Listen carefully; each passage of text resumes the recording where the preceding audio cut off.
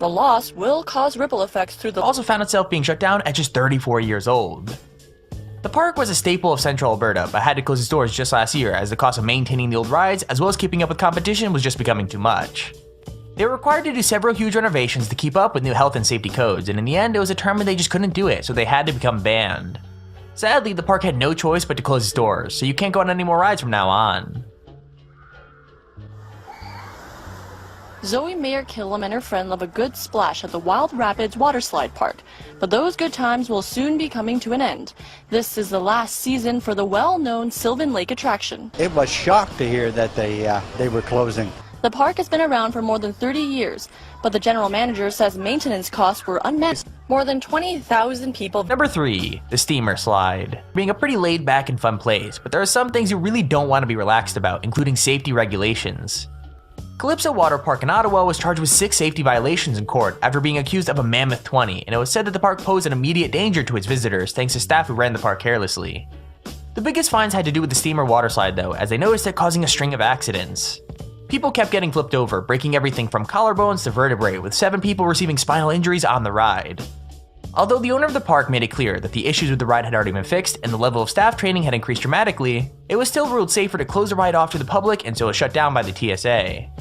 However, it was basically closed down after the whole park had already finished their season, so it's kinda hard to see how much of a difference it actually made.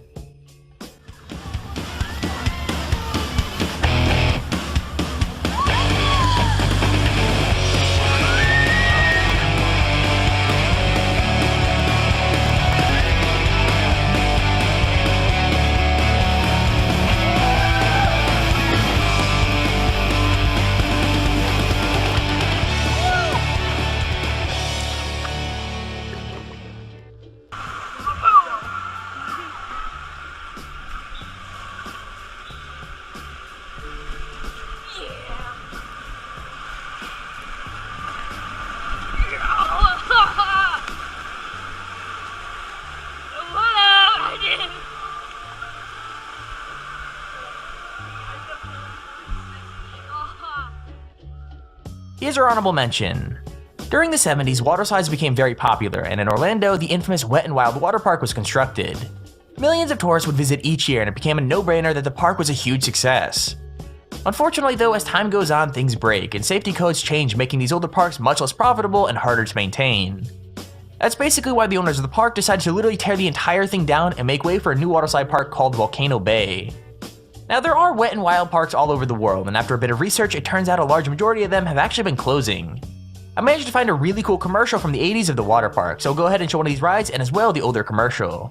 Anyways, let me know in the comments below if you'd like to see one of these water slides in your town or city. Minutes from Winnipeg at Lockport is 7 stories of wet and wild fun.